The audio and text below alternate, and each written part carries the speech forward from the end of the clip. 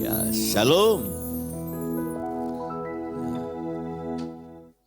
Kalau di sini Cynthia itu apa?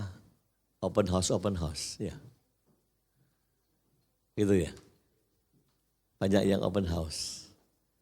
Kalau open house datang isinya makan. Ya. Kongsi fakta itu apa sih artinya? Hah? Ayo, siapa tahu? Kyonghi. Salah, bukan itu artinya. Ya, kongsi facai, kyonghi. Bukan selamat tahun baru Imlek, bukan. Itu bahasa Inggrisnya, kita berharap menjadi makmur dan kaya. Itu artinya. Ya, nampaknya baik tapi harus hati-hati. Sebab itu bersinggungan dengan kekayaan dunia. Ya, harapannya adalah kaya dunia. Silakan slide saya ditampilkan. Ya. Nah, saya ingin Anda tak ajak masuk di dalam dunia ini, ya. Era disrupsi. Inggrisnya disruption era. Siapa yang bisa memahami disrupsi itu apa? Disrupsi itu perubahan yang sangat besar yang membuat goncangan. Jadi perubahan yang sangat besar, perubahan yang berdampak goncangnya sebuah tatanan-tatanan dirubah, ya. Perubahan ini karena akibat apa? Akibat teknologi. Ya. Akibat digitalisasi. Semuanya berubah. Ya. Digital ini bisa merubah baik tapi bisa merubah negatif. Ya. Game semua itu kan digital semua. Ya. Game itu bisa membuat heboh. Ya. Anehnya game itu mengikat mulai anak-anak sampai orang tua. Ya. Pinternya negara Cina itu membuat game, tapi dia melarang rakyatnya sembarangan main game. Tapi dia produksi besar untuk dunia. Tapi tidak semua rakyatnya dibebasin. Umur-umur tertentu nggak boleh dilarang. Bahkan anak-anak yang sekolah itu pada hari-hari tertentu saja boleh menyentuh itu. Itu pinter. Jadi dia juga menjaga bangsanya. Ya. Tapi kalau dilepas sudahlah saudara, kacau ya. Belakang hari ini saya ketemu di Surabaya, rekan-rekan bahkan yang sudah seumur-umur saya, itu terbelenggu oleh game. Ya. Sehingga fokus lainnya itu hilang, nggak ada. Sampai istri yang ngomong, gimana Pak? Game terus, kayak tandu. Ya. Udah lain, Pak Yusman mungkin ketemu sekian tahun lalu yang dibahas lain temanya. Dan otaknya tajam, masih cerdas. Sekarang nggak ada, tersita di game. Ya. Nah itulah efek-efek jelek daripada teknologi. Nah, makanya disebut era disrupsi. Era perubahan yang menggoncang dunia, yang menggoncang tatanan-tatanan yang ada. Itu disrupsi. Ya. Next, coba lihat. Ya, perkembangannya dari iPad, iMac. iPad itu sampai berapa? iPad 1, 2, 3. Saya udah gak ngikuti. Yang paling baru berapa? iPad berapa? 4. Berapa harga? Pasti mahal lah. Ya, mahal. Ya. Terus gitu sampai ya ini yang mengerikan kan AI ini, artificial intelligence ya. Ngeri. Zaman saya, waduh, saya ini mengalami banyak zaman, mengalami banyak era yang saudara-saudara ini tidak mengalami plus ya. Bagaimana perjuangannya zaman dulu. Ya. Kalau hari ini enak banget. Nah saya ini kan berkecimpung di dunia keuangan, 26 tahun saya. Di dunia keuangan, dunia apa itu? Dunia life insurance yang masyarakat tidak suka. Ya. Tapi di situ tempatnya duit. Ya. Saya berkecimpung di situ, setelah sekian lama ini saya nengok hari-hari ini. Ini teman-teman kita yang di daerah sini banyak asuransi, beberapa kepalanya saya kenal. Itu saya tengok masuk, udah lain polanya. Polanya anak-anak penjual ini loh lain. Ya, dengan pola saya dulu. Tapi saya bicara sama para pemimpinnya, Coba dicek secara mentalnya. Benarkah mereka kuat bisa melebihi generasi kita yang lama? Belum tentu. Ya, ternyata enggak juga loh. Ya, makanya saya ini ngomong di era generasi kita di gereja ini ya. Anda jangan mau ngikuti seperti sebutan-sebutan yang di luar generasi ini, generasi yang lemah, generasi rapuh. Ditunjukkan bukti-bukti fakta-fakta yang terjadi di Jakarta sekarang. Ya. Tapi rupanya betul, salah satu anak teman saya sendiri. Kita orang tuanya diskusi, dia masih punya anak yang generasi Z itu ya. Lalu habis lulus sekolah kerja dipanggil perusahaan. Jadi papa mamanya bangga hari itu. Dipanggil Pak, hari ini rasanya hari pertama dia. Mulai praktek training. Oh ya syukurlah. Terus ngomong-ngomong generasi Z gitu. Tapi kan enggak semua Pak Isman ya, enggak semua. Masih banyak yang baik ya. Tapi secara menyeluruh warnanya itu gitu loh. Generasi ini bahaya generasi ini. Lalu anak dia, wah moga-moga anakku enggak gitu. Saudara tahu, sore harinya ini anak telepon sama bapaknya. Pak, aku udah jadi masuk dah. Jadi sudah hari pertama training, diputusin dia pulang gak masuk. Kenapa? Nggak nyaman situasinya. Gimana? Orang tuanya langsung, apa ini Pak generasi ini? Aku gak tahu, coba cek aja dulu. Kenapa? Dengan entengnya, ya tak berbeban. Makanya disebut generasi yang rapuh ini generasi yang gak bisa loyal, sulit loyal. Ya, ini berbahaya, dangerous. Jadi papanya diskusi sama saya. Nah ini efek-efek juga, saya tidak bayangkan ya nanti generasi di bawah dia lagi. Yang kental sekali dengan digital. Ya. Perubahannya banyak. Kalau saya dulu tuh ya, saya dulu kalau ke klien, itu bawa lengkap. Kalau orang tanya, umur saya Pak Zuman berapa kalau ikut? Kalau ikut uang segini berapa? Masih ngitung manual, kaki kalkulator gitu. Ditulis. Terus ada rumusnya itu, umur sekian kalau butuh uang sekian mesti rumusnya berapa, dibagi berapa kali berapa, ngitung.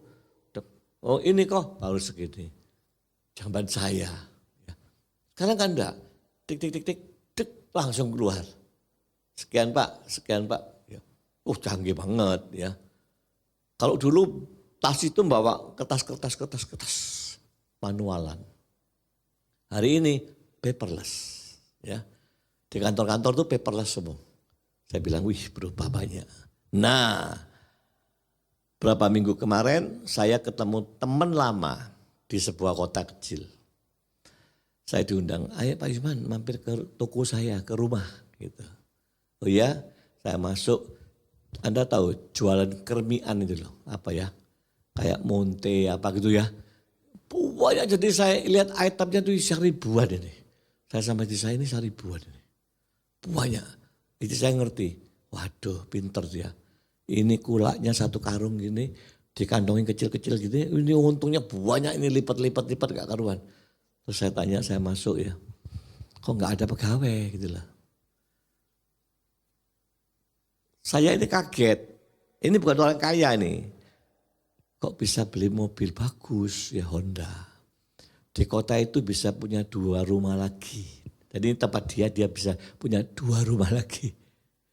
Sampai kata istri saya, hebat hari ini iya. Lalu dia punya anak kuliah di Malang, Pak Yusman tak suruh ke gerejanya Yestoya ya gitu. Ini anakku di jalan ini, dia tak bawain mobil ini, dibawain mobil HRV ya, HRV. Honda itu ya. Terus dibeliin rumah. Saya beliin rumah 1 Pak Iman. Jadi rumahnya banyak. Lalu saya tarik tahu, kok bisa ya bisnis ini? Karyawan berapa? Tidak ada Pak. Yang jaga ini saya, istri saya, anak saya, dan mantu. Masih muda.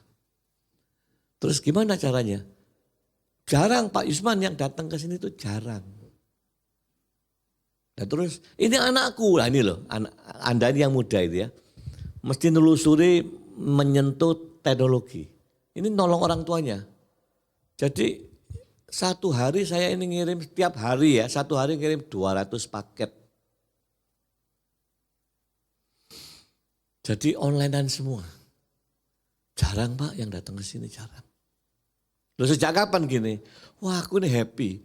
Sejak era digital ini berubah, aku enggak usah bayar pegawai aku Pak Yusman. Jadi tiap hari itu ngurusi paket kirim. Ya anakku dua ini yang beride terus ngatur secara teknisnya ya. Itu loh anak-anak muda. Ya.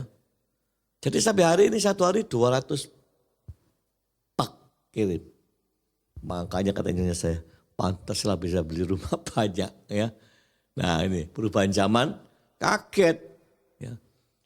Tapi secara mental apakah sama saya tidak ngerti, tidak menelusuri saya. Contoh ya, saya ini kan orang sales. Dulu kalau jualan ke nasabah, satu orang nasabah gitu ya. Saya sama istri ini bisa telaten karena kaya.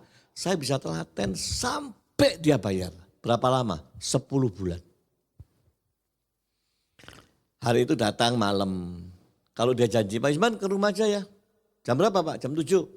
Saya setengah 7 udah di depan pintu. Ternyata dia datangnya bukan jam 7, jam 9. Jadi 2 jam tuh nganggur di rumahnya. Dia datang ngomong-ngomong, ya belum closing. Betapa saya telatennya 10 bulan. Rumah saya Surabaya itu di barat. Ini kliennya di timur. Wow, saudara. Kalau pulang tuh jam 1 malam. Sampai saya waktu itu ngomong sama nyonya saya di sebelah. Minta sama Tuhan ya jangan ketemu model klien ini lagi. Ini 10 bulan tak bayar-bayar. Tapi begitu bayar premi. 1 miliar premi. Itu premi saya terbesar. 1 miliar. Sampai tidak percaya saya. Ya. Nah itulah mental orang kuno ya yang tidak digitalan seperti ini. Saya tuh tanya sama anak saya yang masih terlibat di dunia insurance. Kalau anak sekarang gimana? Tahan enggak itu? Ke klien terus gitu. Rasanya enggak Pak kalau sekarang. Makanya saya cek di dinding. Preminya berapa anak-anak ini? 20 juta, 15, 5, 6, 10, 20. Loh, satu saya jarang. Jarang. Targetnya cabangmu berapa? Pak, target kantor kita loh cuma 1 miliar. Alah, 1 miliar. Zaman saya target itu sudah 5 miliar, 6 miliar. Oh berubah ya. Jadi dari segi teknologi sangat menolong, semuanya cepat. Tapi daya juangnya mental belum tentu. Nah ini loh ya. Makanya kemarin tuh yang anaknya tiba-tiba pulang, ini saya ngomong. Karena sahabat saya bilang, coba cek hati-hati. Takut mentalnya anakmu ini tidak kuat, rapuh loh. Dia ngeliat hari pertama aja sesuatu yang tidak klik sama hatinya, dia pulang udah. Gak peduli ditinggal pulang. Jadi berhenti. Padahal itu hari pertama dia ikut training. Ya udah mulai gaji. Berhenti. Ya kaget saya. Nah ini anak-anak Tuhan jangan sampai begitu. Ini eranya soalnya ya. Tidak bisa. Kemajuan teknologi ini dahsyatnya bukan main. Saya sekian tahun, wah lama udah ya. Waktu kita masih di Amerika itu. Anak saya itu nggak lupa kalau belanja sudah tidak pakai kasir loh Pak. Kasirnya tidak ada loh Pak. Oh iya. Nah, terus gimana? Teknologi semua. Zaman itu. Sekarang lebih parah lagi. Ya. Sekarang sudah yang jaga tidak ada, katanya pakai chip di sini. Klik, klik, klik gitu. Udah keluar. Ngatur sendiri, barangnya ngambil sendiri, cetik udah pulang. Canggih. Ya. Zaman dulu masih beda.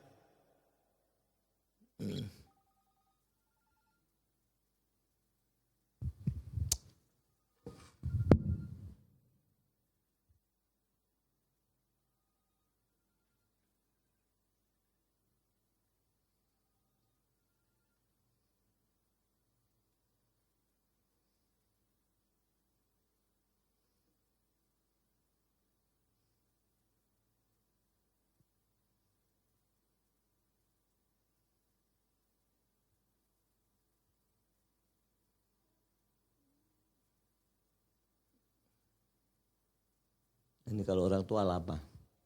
Kalau kamu cepat ya. Tua lambat.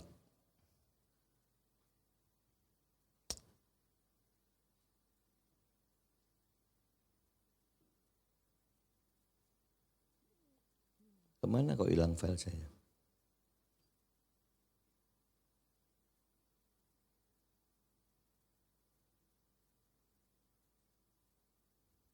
Ya, oke, masih di sini. Ya. Nah, jadi saudara mesti pintar gini loh. Mungkin orang tua Anda yang lama, generasi lama, itu bisa dibantu Anda masuk mulai meneliti, terlibat dalam bantu prosesnya orang tua bisnis itu. Gimana caranya ya dibantu? Ya, seperti anak saya itu loh, temen itu. Saya bilang, bapaknya ngomong, kiranya kalau aku tidak punya anak atau anakku tidak bertindak, Pak Yusman, aku tidak ngerti, jaga toko masih seperti begini manualan. Tapi setelah teknologi ini ya, wah enak, tidak usah bayar pegawai aku. Terus dia buka semua tiap hari, ini Pak. Loh tiap hari itu 200, 200, paling sepi 150 paket. Kirim terus. Wah hebat ya. Ya inilah teknologi aku tertolong gitu loh. Karena anakku gitu ya. Ini kan mudah-mudah. Coba mikir dengan bisnisnya bapaknya atau ibunya. Apa yang bisa dimasuki dengan dunia ini ya gitu loh. Ya. Anak saya itu hampir tidak pernah ke toko, ke mall, beli baju itu tidak pernah. Sama ya anak muda tidak pernah ya. Katanya belinya di online semua. Tidak ke toko, tidak apa ngapain gitu loh. Semuanya belanjanya itu di situ.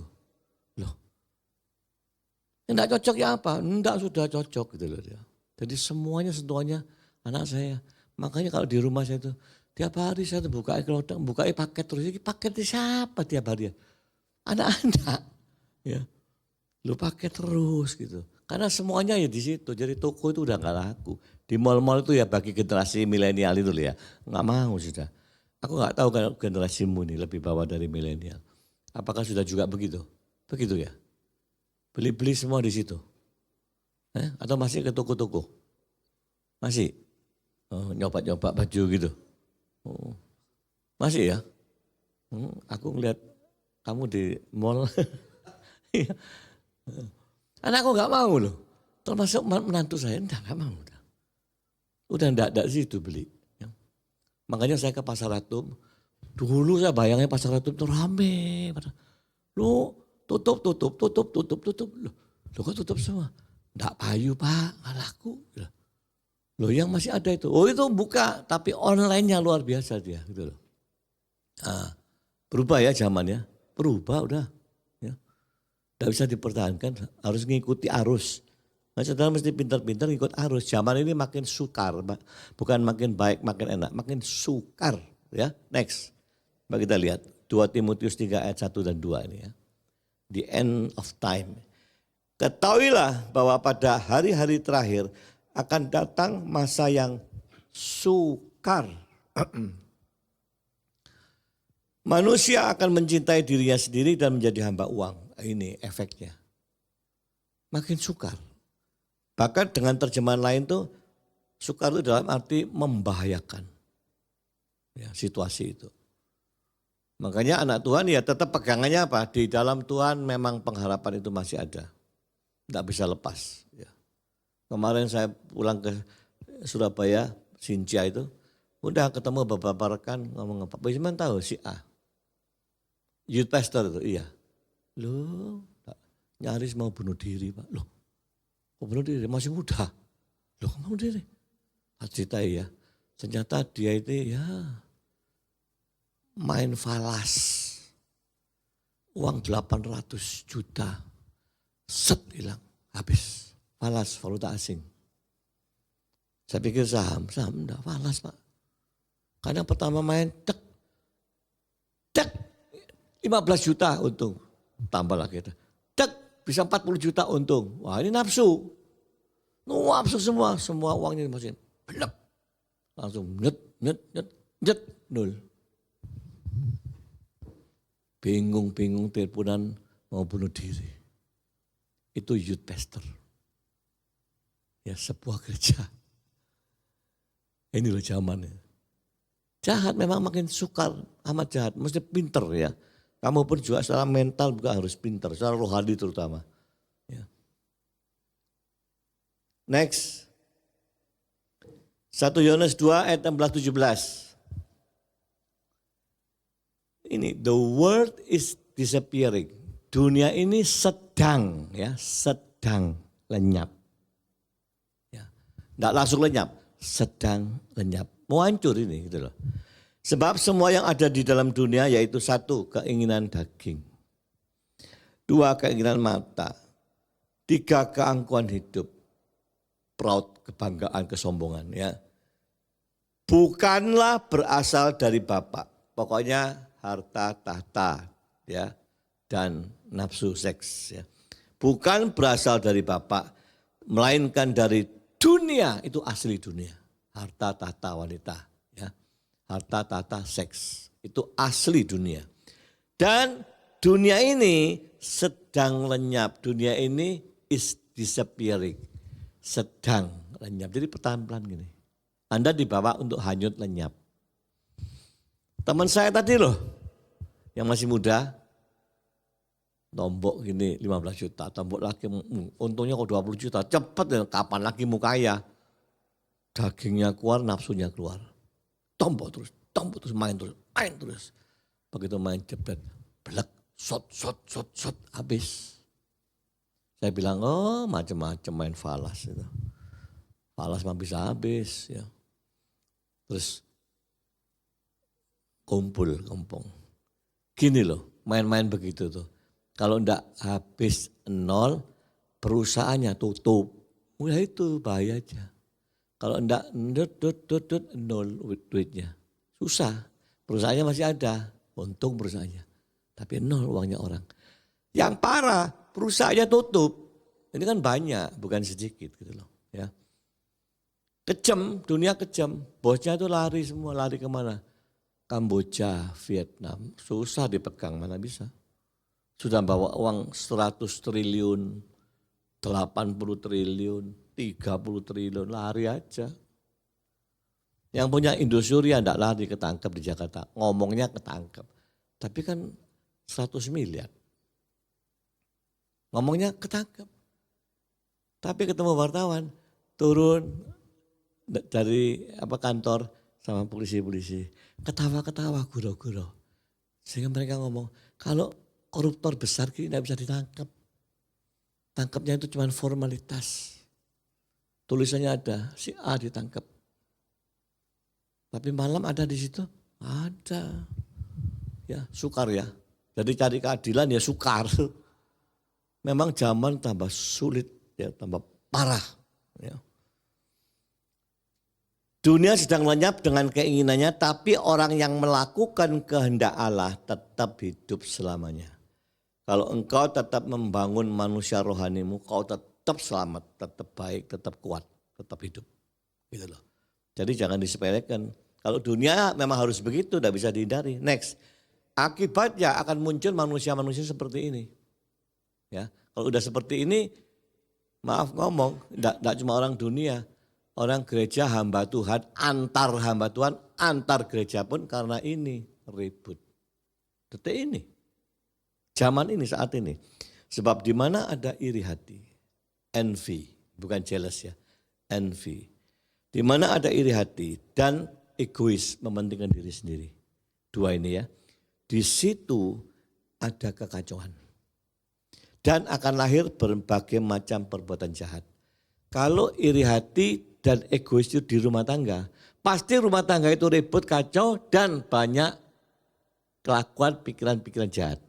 Kalau di gereja ada egois dan mementingkan diri sendiri ini ya, iri dan ego, di gereja itu pakai ada kacau nanti. Ini kebenarannya tidak bisa ditawar, tidak bisa ditutupi. Kalau di rumah ada, rumahnya ribut. Di kantor ada, kantornya ribut. Di gereja, ribut gereja. Faktanya hari ini kan banyak di Jakarta itu. Gereja besar, uangnya banyak, bertikai. Sampai masuk jalur hukum. Tidak pernah selesai. Sama ahli hukumnya buat mainan. Sini terima, sana terima. Sini terima, sana terima. Tidak selesai kasusnya. Karena apa diteliti? Di dalam gereja itu ternyata ada unsur iri dan egois. Gitu. Tidak bisa dihilangin Pak, tidak bisa, ini zaman seperti ini. Ya, makanya saudara harus punya tetap kemantapan Di dalam Kristus kau punya pengharapan. Ya. Mintalah dengan Roh Kudus itu otak yang punya kreativitas. Aku ingin nolong papaku, mamaku, gimana ya. Sebagai anak muda yang papa mama gak ngerti. Gimana caranya. Itu terjadi itu tadi. Pak Yusman, kalau kamu datang gak ada anakku ya rumahku tetap seperti ini, ya cuma jualannya gini, ya sepi yang beli sedikit-sedikit.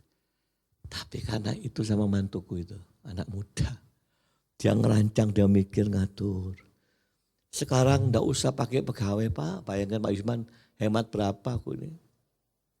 Tapi tiap hari saya ngitung, 1 hari 200 paket, 10 hari 2.000. Sebulan 6.000 paket, pantas ya untungnya banyak. Ya. Jadi saya pikir betul ini, dia ikut untung karena ada perubahan, ini yang saya sebut disrupsi. Ya. Karena akibat teknologi. Tapi sisi lain banyak teknologi itu ngerusak bagi generasi-generasi ini. Nah, makanya saya itu juga ngajari anak saya, udahlah gak usah main game. Apa sih game itu? Apa positifnya? Kelak ilmu itu kau pakai untuk apa nanti? Tidak bisa jawab dia. Tidak usah. Lebih baik jam untuk game kau pakai untuk cari ilmu. Ya kalau enggak ya udah bangun rohanimu dah. Gitu loh. Tapi ini diberhenti. Ya. Dan anak saya satu ada yang hobi. Saya bilang waduh bagaimana ini. Ya. Udah gede masa dimarahi. Gitu. Ya, dikasih arah. Coba tuh lihat tuh. Anaknya 2 kreasi, papanya dibantu. Kaya sekarang. Saya tanya memang kepada anak 2 itu. Hei hobimu apa? Suka main game? Enggak Su. Enggak Su. Nanti terikat aku, sadar.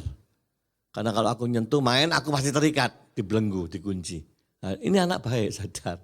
Ya, itu tak bawa berita itu ke anakku. Gimana? Pinter itu anak. Gitu loh. Kamu jangan sentuh game. Ya.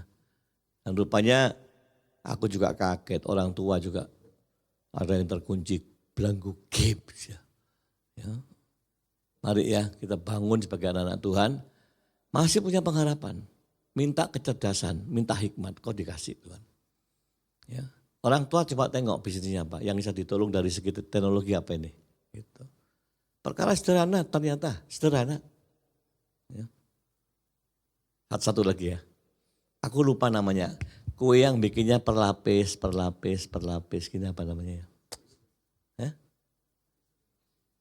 Bukan kue lapis bukan. Mahal harganya. Sepotong itu, satu loyang itu 300.000 gitu loh. Ya, satu loyang. Lupa namanya. Ini anak perempuan. Ya. Mamanya salon. Belajar salon. Buka salon tidak laku. Sepi, tunggu 6 bulan sepi, setahun tutup. Lalu dia tuh diam-diam mencoba bayangin ya, dia belajar dari dunia teknologi, kue belajar. Terus nemu kue itu, ada kok itu, memang kuenya anak muda, saya tidak bisa makan, enak saya itu. Tapi anak muda, wah, ya, suka ya. Terus dia bikin, nemu dia bikin loyang. Dia pindah Bali sekarang. Anda tahu, 1 hari itu tidak cukup nolak pesanan. Ngomong sama istri saya, tidak kuat Tante, capek wis. Terus sekarang dipakai oleh Bank BCA. Khusus nasabah premier, ini ya nasabah premier. Semua yang ulang tahun kau kirim, buat yang 500 ribuan. Bayangin, jadi anak ini sekarang hanya modal gitu, kerjanya di rumah. Kaya. Ya. Sampai mamanya enggak ngerti mamanya. Diajak makan di Surabaya, restoran khusus kepiting yang mahal-mahal memangnya. Makan dong. Tak keluarga tok ini. Terus waktu bayar, anu mau bayar? 7 juta. Mamanya ngomong, gila lu. Buang-buang uang. Enggak mah, wis mah tenang aja mah. Iya, tak perlu makan gini. Enggak mah, sekali-kali lah. Terus dibuka aja. Aku loh mah, sebulan itu untungnya 300 juta. Untungnya. Sampai aku sama nyonyaku, gila ya ini seumuran aku ini. Dulu buka dak payu, buka salon, hopeless. Ternyata dia menemu kreativitas lewat Google terus itu. Loh nemu. Sampai hari ini ya kerjanya online. Ya. Saya bilang tuh sama contoh tuh lihat loh. Itu enggak main game itu. Enggak main game. Nelusuri cari ilmu, cari uang. Nah Tuhan kasih. Ya. Jadi Anda sejak hari ini minta hikmat. Ya. Tuhan kasih. Karena yang mahir di teknologi ya generasi ini. Kalau generasi saya udah ketinggalan. Ya. Amin. Ayo kita berdoa.